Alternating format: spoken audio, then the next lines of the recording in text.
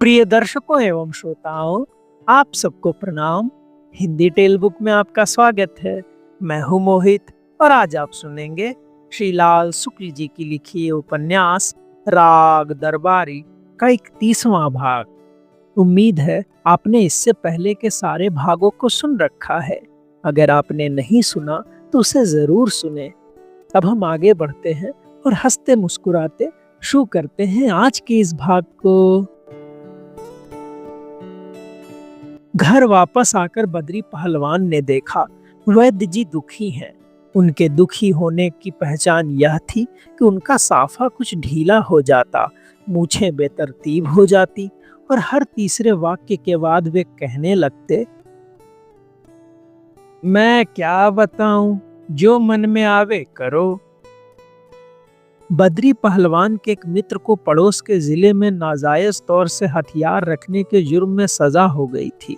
उसके मकान पर एक स्टेन गन, कुछ हैंड ग्रेनेड, एक राइफल और बंदूक पाई गई थी और यह प्रमाणित हो गया था कि वह मित्र इस शस्त्रागार का मालिक है। मित्र ने मुकदमे में कहा था कि ना शस्त्रागार उसका है और ना वह मकान ही उसका है। मकान अभियुक्त के अनुसार उसकी पत्नी का था, पर कोर्ट का दिल सुना जाता है ये अस्त्र शस्त्र देखते ही दहल गया और उसने मित्र को जैसे ही मौका मिला 2 साल की कैद सुनाकर जेल भेज दिया।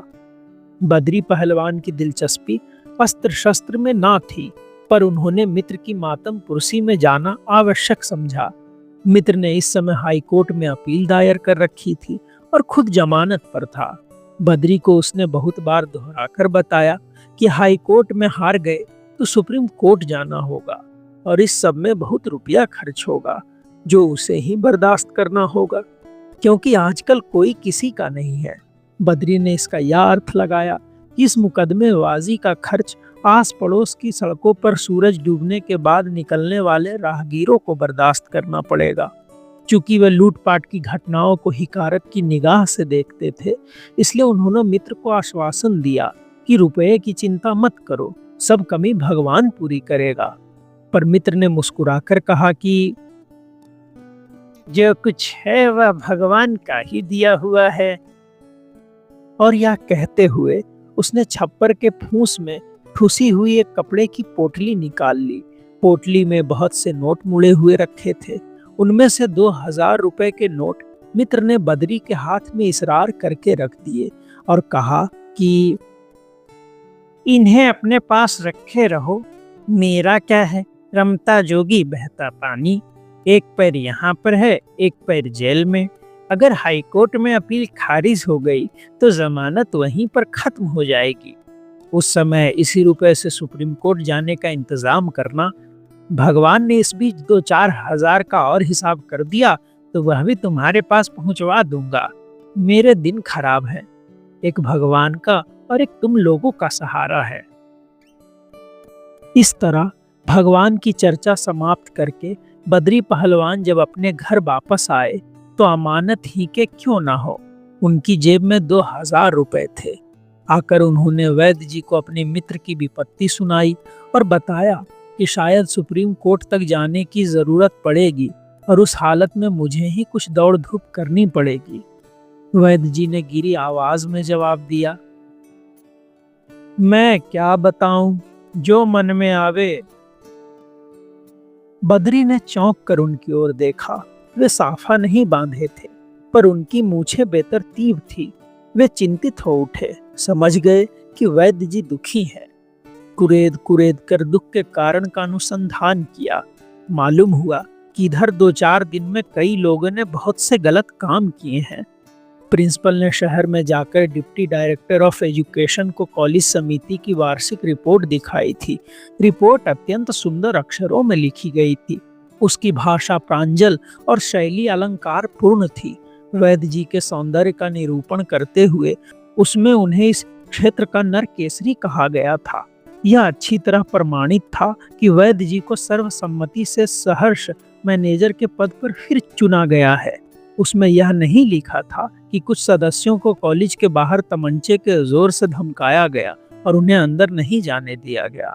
इस लिखित प्रमाण के बाद भी डिप्टी डायरेक्टर रामाधीन भीखम खेड़वी के इस आरोप की जांच करना चाहते हैं कि मैनेजर के पद का चुनाव तमंचे के जोर पर आतंकपूर्ण वातावरण में हुआ।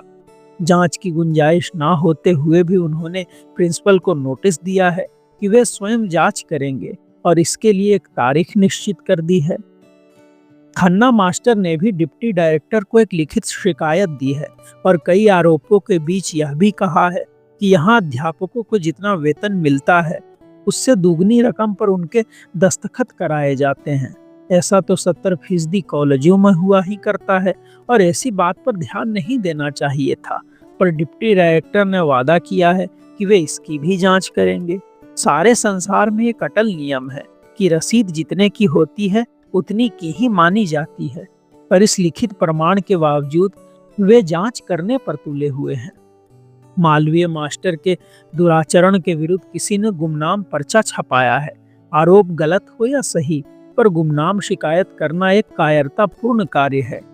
किसी बालक के साथ व्यभिचार करना भी कायरतापूर्ण कार्य है, और यदि मालवीय ने ऐसा किया था तो किसी को खुलकर इसकी निंदा करनी चाहिए थी। पर सुना गया है कि खन्ना मास्टर कॉलेज के कुछ लड़कों की गवाही दिलाकर साबित करने जा रहे हैं कि यह पर्चा बेचारे प्रिंसिपल ने छपाया है।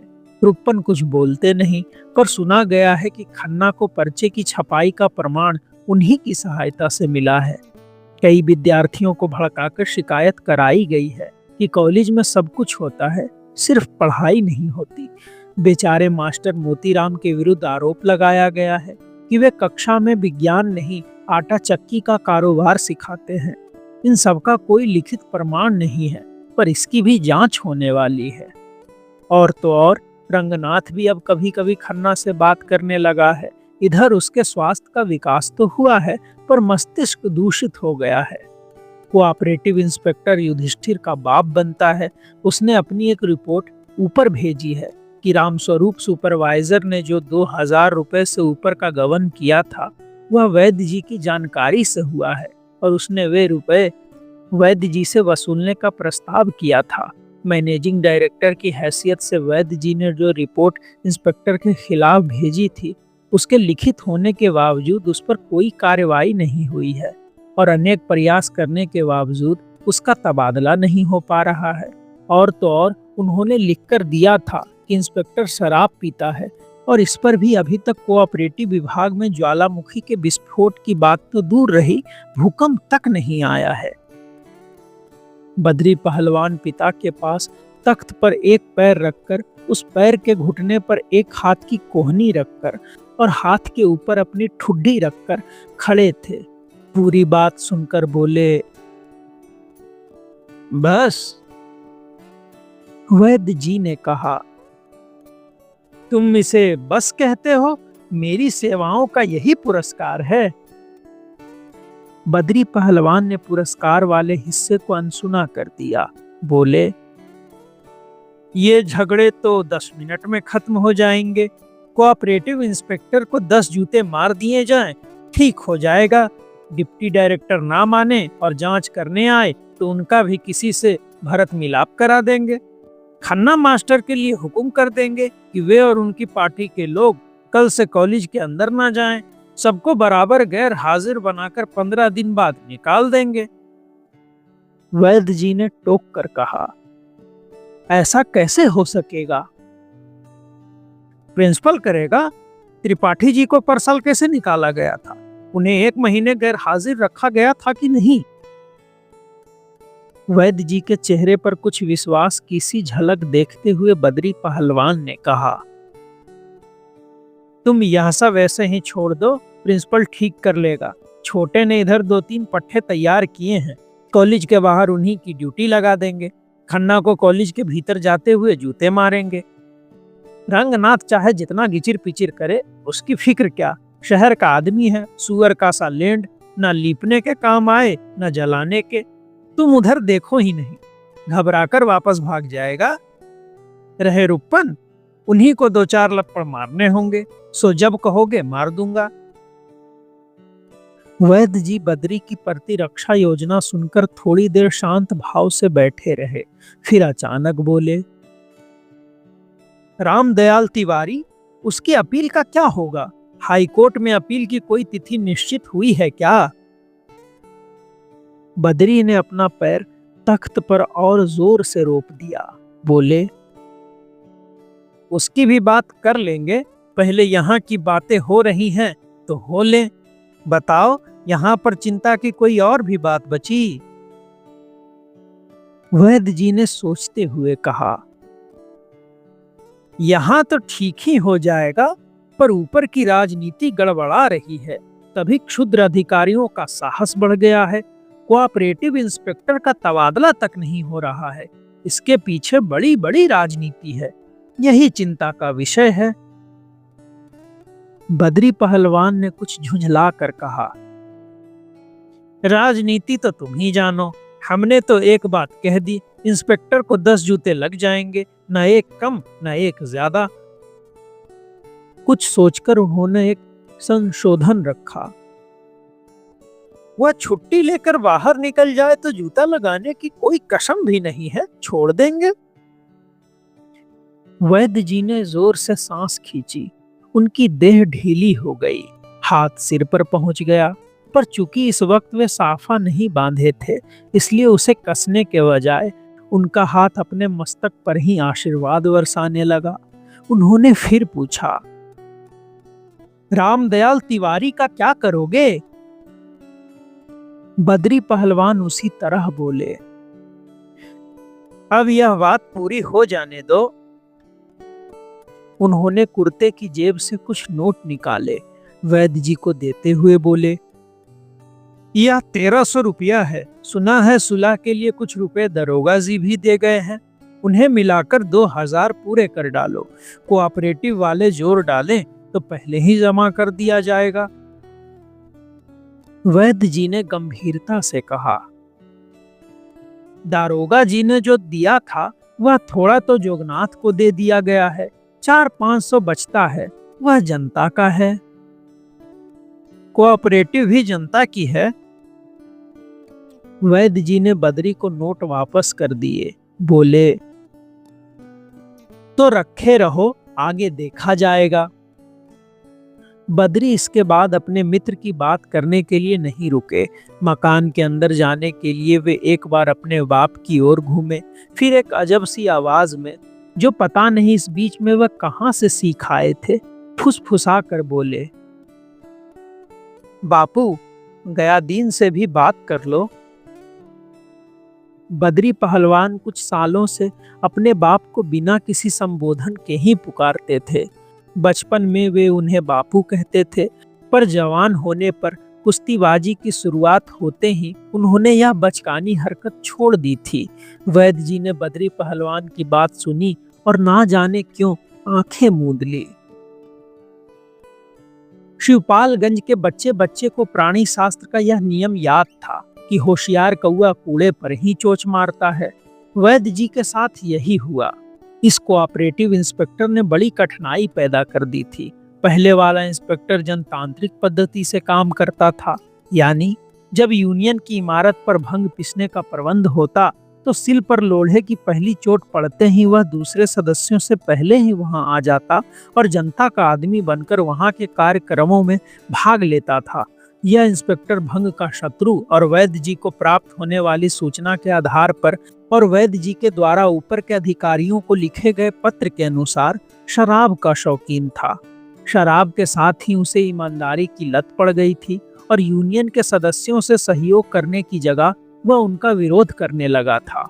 वैद्य जी को पहले विश्वास था कि इंस्पेक्टर का तबादला हो जाएगा, पर उनके पत्र का जब कई दिनों तक उत्तर ना आया तो उन्हें चिंता हुई। पता लगाने पर विदित हुआ कि सारा खेल राजनीति का है और जिस तरह जनसेवकों का स्थानांतरण राजनीति द्वारा हो सकता है, उसी तरह उच्चतर राजनीति द्वारा वह रुक भी सकता है। तब उन्हें मालूम हुआ कि इंस्पेक्टर के हाथ शराब की बोतल और कलम तक ही नहीं, राजनीति की डोरियों तक भी पहुंचे हुए हैं। एक दिन वैद्य जी अकेले ही मित्रता की यात्रा पर निकल पड़े। शहर पहुंचकर सवेरे से ही उन्होंने दर्जनों बंगलों के चक्कर लगाए। कुछ जगहों को छोड़कर जहां घंटा आध घंटा बाहर बैठना अपमान सूचक स्थिति नहीं माना जाता था, उनका उल्लासपूर्ण स्वागत हुआ और धक्का खाया हुआ आत्मविश्वास उनके भीतर एक बार फिर से फनफना कर उठ खड़ा हुआ। बहुत से बंगलों पर लोग उनसे वीर पुष्टि की गोलियां पाकर प्रसन्न हो गए। बहुतों को गोलियों के साथ यह सूचना भी देनी पड़ी कि उनका परिचय कुछ दिन पहले एक उच्च कोटि के ज्योतिषी से हो गया है और यदि श्रीमन अपनी जन्म कुंडली दे दें तो उस पर पुनः विचार कराया जाए। कुछ लोगों का उत्साह बढ़ाने के लिए गोलियों की प्राप्ति और ज्योतिषी का परिचय मात्र काफी नहीं था। उन्हें बताना पड़ा कि ऋषिकेश के अमुक महात्मा जी अमुक तिथि को यहाँ आने वाले हैं। हाँ, वही महात्मा जी जिनके आशीर्वाद से अमुक पुलिस कप्तान के विरुद्ध सारे आरोप मिथ्या प्रमाणित हुए, और यही नहीं, उन्हें तत्काल पदोन्नति भी मिली और उनसे रात्रि 10 बजे के बाद मिलने में अधिक सुविधा होगी। और श्रीमान यदि चाहेंगे तो परिचय कराने के लिए उस दिन मैं भी आ जाऊंगा। उच्च स्तर के कई राजनीतिज्ञों और अधिकारियों को इस प्रकार परास्त करके अंत में वे उस बंगले पर पहुंचे जहां से कोऑपरेटिव इंस्पेक्टर की रक्षा का आदेश निकल रहा था। वहां उन्हें विदित हुआ कि सहकारिता आंदोलन में अब एक नए चिंतन का संचार हुआ है, जो भाई भतीजावाद, जातिवाद, समाजवाद आदि उच्च वर्गीय सिद्धांतों को एक में लपेटकर भविष्य के कार्यकर्ताओं की प्रेरणा का स्रोत होगा। यह चिंतन कुछ इस प्रकार था: यदि तुम्हारे हाथ में शक्ति है तो उसका उपयोग प्रत्यक्ष रूप से उस शक्ति को बढ़ाने के लिए ना करो, उसके द्वारा कुछ नई और विरोधी शक्तियां पैदा करो और उन्हें इतनी मजबूती दे दो कि वे आपस में एक दूसरे से संघर्ष करती रहें। इस प्रकार तुम्हारी शक्ति सुरक्षित और सर्वोपरि रहेगी। यदि तुम केवल अपनी शक्ति के विकास की ही चेष्टा करते रहे और दूसरी परस्पर विरोधी शक्तियों की सृष्टि, स्थिति और संहार के नियंत्रक नहीं बने, तो कुछ दिनों बाद कुछ शक्तियां किसी अज्ञात अप्रत्याशित कोण से उभरकर तुम पर हमला करेंगी और तुम्हारी शक्ति को छिन्न भिन्न कर देंगी। इस सिद्धांत को व्यवहारिक रूप देने का एक यह परिणाम निकला कि उस बंगले पर अब सिर्फ अपने गुट के आदमियों की ही नहीं, दूसरे विरोधी गुट की भी सिफारिशें सुनी जाती थी। और चूंकि कोऑपरेटिव इंस्पेक्टर का तबादला रोकने की सिफारिश इस समय एक विरोधी गुट के टोली नायक की ओर से आई थी, और चूंकि उस टोली नायक की शक्ति का उपयोग एक तीसरे विरोधी गुट के टोली नायक को रगड़ने के लिए होना था, इसलिए वैद्य जी चाहे कोऑपरेटिव इंस्पेक्टर के तबादले के लिए आमरण अनशन ही क्यों न ठान ले, इस समय उसका तबादला होना असंभव था। वैद्य जी को ये बातें किसी ने बताई नहीं। इस तरह के बंगलों पर बहुत सी बातें सिर्फ देखने और सूंघने से मालूम हो जाती है, इसलिए वे वहां पहुंचते ही यह सब समझ गए। फिर भी उन्होंने हिम्मत न हारी। उन्होंने बहुत समझाने की चेष्टा की, पर बात उलझती गई। उन्होंने कहा कि हमारी यूनियन में गबन जैसा कोई गबन नहीं हुआ है, और हुआ भी है तो गबन करने वाला लापता है और शासकीय तंत्र के निकम्मेपन के कारण अभी तक पकड़ा नहीं गया है। उनका इस झगड़े से कोई संबंध नहीं है। यदि कोई संबंध प्रमाणित हो जाए तो वे जितना कहा जाए उतना रुपया यूनियन को दान के रूप में दे देंगे, किंतु इसके पहले इंस्पेक्टर का तबादला होना चाहिए। वे जो कुछ कहा जाएगा करने को तैयार हैं, शर्त यही है कि वैद्य जी को तब बताया गया कि हमें जनता के सामने आदर्श उपस्थित करना चाहिए। ऐसा ना हुआ तो जनता का आचरण बिगड़ जाएगा। वह बिगड़ा तो पूरा देश बिगड़ेगा, वर्तमान बिगड़ेगा और भविष्य बिगड़ेगा। राम ने क्या किया था? सीता का त्याग किया था कि नहीं? तभी हम आज तक राम राज्य की याद करते हैं। त्याग द्वारा भोग करना चाहिए, यही हमारा आदर्श है। तेन तक्त्येन भुंजिथा कहा भी गया है। आज भी सभी यशस्वी नेता यही करते हैं, भोग करते हैं, फिर उसका त्याग करते हैं, फिर त्याग द्वारा भोग करते हैं। अमुक वित्त मंत्री ने क्या किया? त्याग पत्र दिया कि नहीं? अमुक रेल मंत्री ने भी यही किया और अमुक सूचना मंत्री ने भी यही किया। इस समय देश को, इस समय राज्य को, इस समय जिले को और इस कोऑपरेटिव यूनियन को ऐसे ही त्याग की आवश्यकता है। आरोपों की खुली जांच हो, इसके स्थान पर यह अधिक उत्तम है कि कि वैद्य जी जनता के सामने आदर्श उपस्थित कर दें। आदर्श की इमारत खड़ी करते ही सारे आरोप उनकी नींव के नीचे दब जाएंगे। अतः वैद्य जी को चाहिए कि वे मैनेजिंग डायरेक्टर के पद से त्याग पत्र दे दें। उनके विरुद्ध जो रिपोर्ट आई है उसका यही जवाब है। वे चाहे तो अपना त्याग पत्र किसी स्थिति के विरोध में दें, चाहे किसी सहकर्मी को कमीना बताकर दें, चाहे किसी सिद्धांत की रक्षा के लिए दें। यदि वे त्याग पत्र दे रहे हों तो उसका कारण ढूंढने की उन्हें पूरी छूट रहेगी, पर त्याग पत्र के साथ अगर मगर ना होना चाहिए। होना चाहिए तो केवल त्याग पत्र होना चाहिए, नहीं तो कुछ ना होना चाहिए। पर यदि कुछ हुआ तो बहुत कुछ हो जाएगा, जो कदाचित वैद्य जी को अच्छा ना लगेगा। अंतिम वाक्य लगता था श्री जैनेन्द्र कुमार के किसी लेख से उड़ाए गए थे, पर वैद्य जी राजनीति के आदमी थे और 20वीं सदी का हिंदी साहित्य जब हिंदी के प्रोफेसर तक बड़े कष्ट से पढ़ते हैं तो वैद्य जी से यह आशा करना कि उन्होंने श्री जैनेन्द्र कुमार का दार्शनिक साहित्य पढ़ा होगा एक अनुचित बात होगी। वास्तव में वैद्य जी का किसी साहित्य से कोई विशेष संबंध नहीं था। यदि ऐसा होता और यदि उन्होंने श्री जैनेन्द्र कुमार के लेख पढ़े होते तो इस शैली में कही गई बातें सुनकर वे समझ जाते कि उन्हें केवल शब्द जाल से धमकाया जा रहा है। पर इस स्थिति में केवल यही समझे कि उनके विरुद्ध कुछ ऐसी बातें हैं जिन्हें ऊंचे स्तर पर लोगों को पचाने में असुविधा हो रही है। वैद्य जी ने निश्चय कर लिया। कहा, मैं त्याग पत्र दे दूंगा। संभवतः इसे मेरी दुर्बलता समझा जाएगा, फिर भी इस निरर्थक प्रचार के विरोध में आपके सुझाव पर त्याग पत्र दे दूंगा। किंतु प्रदेशीय फेडरेशन के लिए उम्मीदवार चुनने का जब प्रश्न आएगा, उन्हें इत्मीनान दिलाया गया कि वे उसी इत्मीनान से त्याग पत्र दे सकते हैं जिससे सभी महापुरुष अवसर आने पर जनता के आगे आदर्श उपस्थित करने के उद्देश्य से देते हैं। योग्य आदमियों की कमी है, इसलिए योग्य आदमी को किसी चीज की कमी नहीं रहती। वह एक ओर से छूटता है तो दूसरी ओर से पकड़ा जाता है। आज मित्रता की यात्रा में वैद्य जी वीर पुष्टि की गोली, ज्योतिषियों के विषय में सूचना प्रसारण और बाबाओं के साथ मध्यस्थता, इन तीनों कार्यक्रमों के अलावा एक चौथी बात भी करते चल रहे थे। अतः इस बंगले से बाहर आने के पहले उन्होंने यहाँ भी यह बात छेड़ दी। आपको जानकर प्रसन्नता होगी कि मैं अपने ज्येष्ठ पुत्र का विवाह अंतरजातीय रूप से करने की सोच रहा हूँ। अभी बात पक्की नहीं हुई है, पर आशा है कि निमंत्रण पत्र शीघ्र ही सेवा में प्रेषित करूंगा। आपकी उपस्थिति प्रार्थनीय होगी। हो सकता है व्यक्तिगत रूप से निवेदन करने के लिए उस समय ना आ सकूं, अतः अभी से कहे जा रहा हूँ। ऐसे आदर्श विवाहों में आप लोगों का सहयोग एवं आशीर्वाद मिलना अत्यंत आवश्यक है। आपको यह भी जानकर प्रसन्नता होगी कि उन्हें यह जानकर प्रसन्नता हुई, वे अवश्य उपस्थित होंगे। ग्रामीण वातावरण में उसका विरोध भी हो रहा है, किंतु जो भी कहा जाता उसी को सुनकर उन्हें प्रसन्नता होनी थी। हुई, बार बार हुई। कोऑपरेटिव यूनियन का सालाना जलसा बड़ा ही सफल रहा, क्योंकि मिठाई इस साल शहर से मंगाई गई थी। यूनियन की इमारत में झंडियां लगाई गई और फूल मालाओं के ढेर लग गए। जिस हाकिम ने कुछ दिन पहले कोऑपरेटिव फार्म का उद्घाटन किया था, उसी को इस जलसे में हिस्सा लेने के लिए बुलाया गया।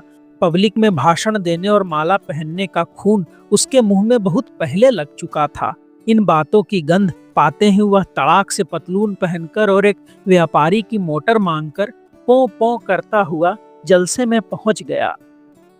यूनियन की सालाना रिपोर्ट बिना पढ़े ही पढ़ी हुई मान ली गई। कारोबार में फायदा हुआ था और मेंबरों को उसका हिस्सा मिलना था, वह उन्हें बिना दिए ही मिल गया। बहुत कुछ तो बिना हुए ही हो गया। अंत में जिस चीज का होना जरूरी था वह होने लगी। भाषण शुरू हो गए। भाषण की असलियत दिए जाने में है, लिए जाने में नहीं। इसलिए लोग भाषण देते रहे और लोग आपस में दूसरी समस्याएं सुलझाते रहे। उदाहरण के लिए, शहर से आए हुए हाकिम ने कहा कि वैद्य जी कोऑपरेटिव की प्रतिमा है, तो लोग बजाय प्रतिमा का अर्थ पूछने के आपस में यह कहने लगे कि बद्री पहलवान गयादीन की बिटिया से फंस गए हैं। फिर हाकिम ने कहा कि जब तक गांव-गांव में इस तरह की प्रतिमाएं नहीं पैदा होती, कोऑपरेटिव आंदोलन का बढ़ना मुश्किल है। इस पर भी लोगों ने ना तो कोऑपरेटिव का मतलब जानना चाहा, ना आंदोलन का, और सिर्फ इतना कहकर रुक गए कि बात दवाएं नहीं दब रही, इसलिए शादी करने जा रहे हैं। इस सब कानाफूसी के बावजूद किसी ने कोई दुखदाई बात खुलकर नहीं कही, क्योंकि अब भी चक्रवर्ती राज अगर कहीं था तो यूनियन में था, और किसी का था तो वैद्य जी का था।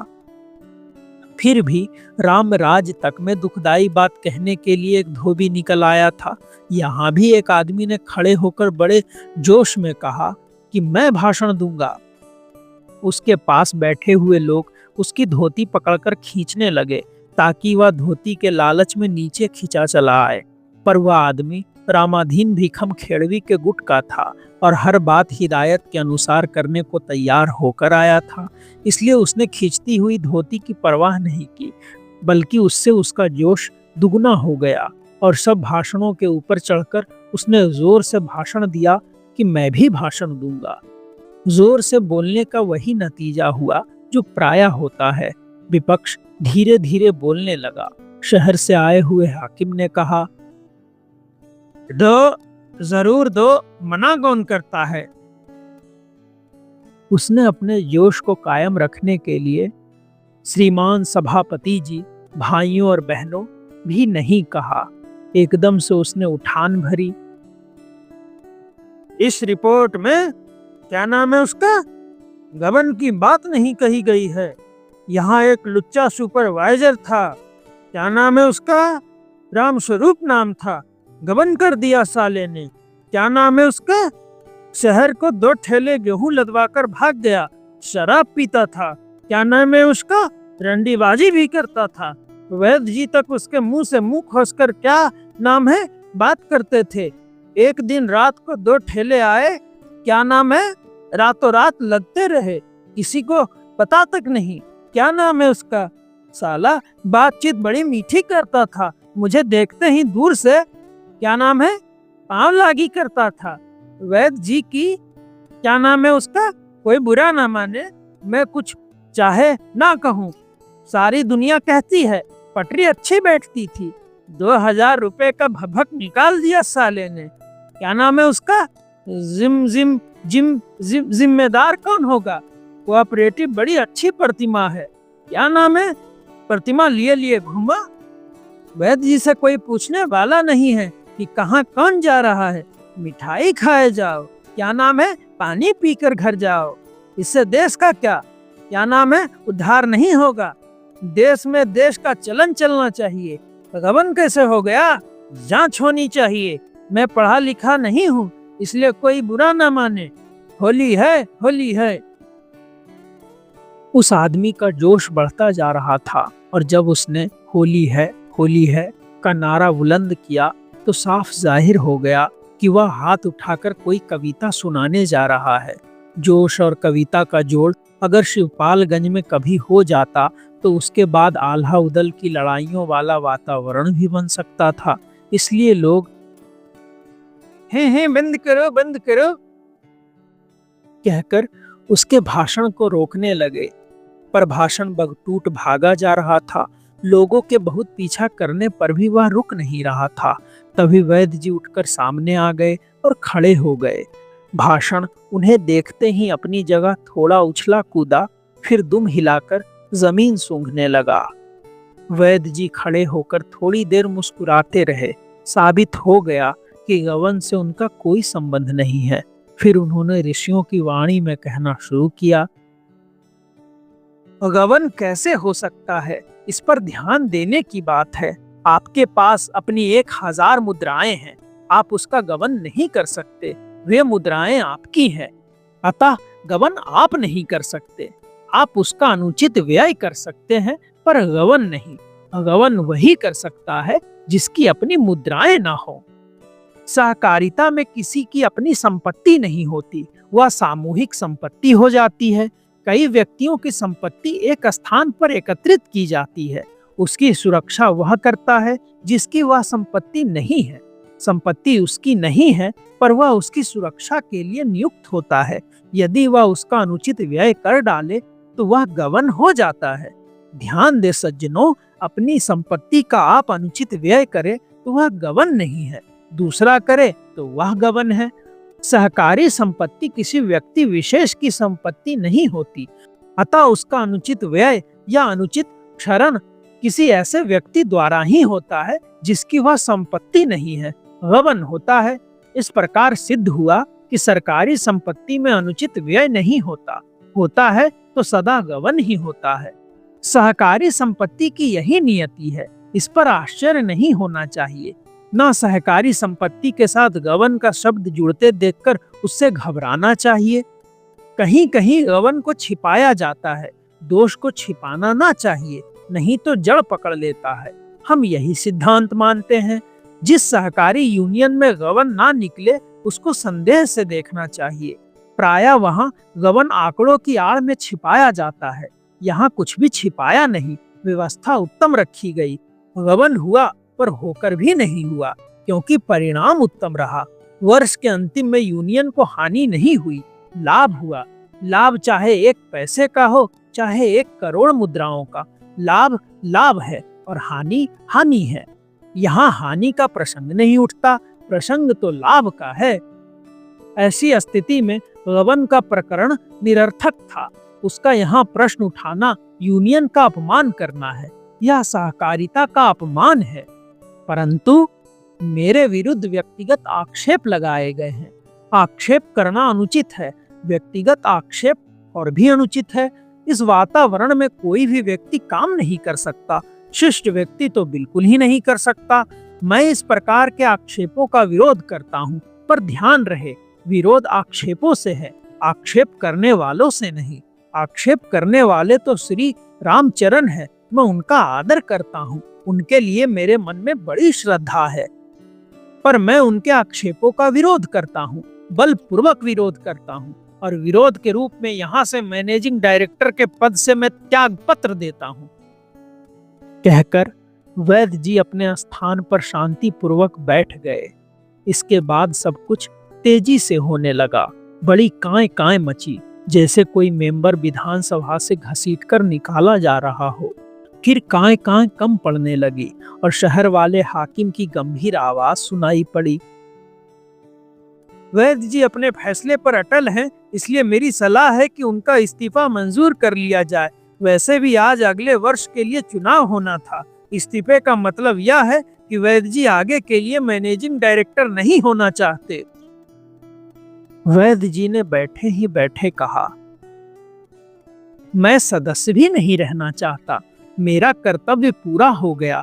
अब नवयुवकों को आना चाहिए, उन्हीं को यह आंदोलन चलाना चाहिए।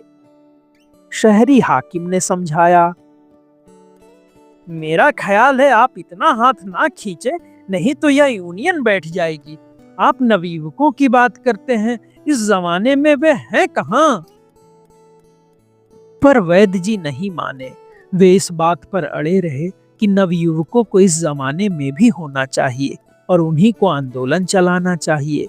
अंत में शहर वाले हाकिम ने कहा, तो नया मैनेजिंग डायरेक्टर चुन लिया जाए।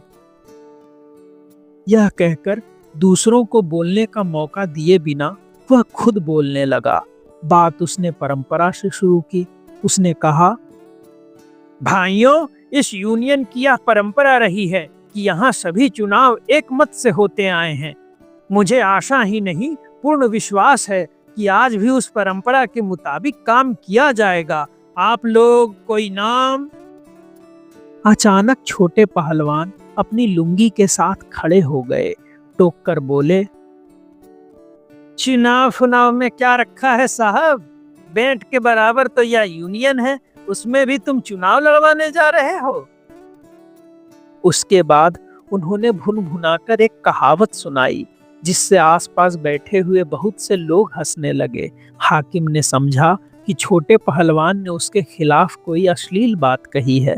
उसने घबराकर कहा, पहलवान जी आप गलत समझे। छोटे पहलवान ने अकड़कर उसकी बात काटी, हम तो गलत समझेंगे ही, तुम पतलून पहने हो साहब, सही बात तो तुम ही समझोगे। हाकिम ने खुशामद सी करते हुए कहा, जरा समझ तो लीजिए पहलवान जी, मैं तो चुनाव के खिलाफ बोल रहा था कि यहाँ चुनाव लड़ने की परंपरा नहीं है। यहाँ हर फैसला एक राय से होता रहा है। चुनाव। छोटे पहलवान ने अपना सीना फुला लिया, ललकार कर बोले, तुम फिर वही चुनाव चुनाव लगाए हो साहेब। चुनाव ही की बात घेप रहे हैं। हमने कह दिया चुनाव चुनाव नहीं होगा, उसकी जरूरत नहीं। वैद्य जी नहीं रहना चाहते तो ना रहे। जहां मुर्गा ना होगा तो क्या वहां भोर ही ना होगा। शाम के 4 बज रहे होंगे। हवा धूल उड़ाती हुई जोर से बह रही थी। छोटे पहलवान धूल से बचने के लिए आंखें मिलमिलाते हुए अपनी जगह पर हिल डुल रहे थे और जोश में आकर चीखने लगे थे। जोश और चीख का कोई कारण सामने नहीं था, पर उनका जोश बढ़ता जा रहा था और आवाज ऊंची होती जा रही थी। उसी अनुपात से जनता भी उत्साहित होती जा रही थी। हाकिम की घबराहट बढ़ रही थी। छोटे ने, जो अब किसी काल्पनिक पलटन को लड़ाई के मैदान में दौड़कर आगे बढ़ने के लिए प्रोत्साहित कर रहे थे, आखिर में कहा, वैद्य जी हट गए हैं, कोई फिक्र नहीं। उनकी जगह सटाक से दूसरा आदमी बैठ जाता है। कैसा चुनाव? चले बड़े चुनाव वाले। यह तड़ीबाजी शहर में ही चलती है, यहाँ नहीं चलेगी। यहाँ तो जिसे चाहो उसी को वैद्य जी की जगह बैठा दिया जाएगा।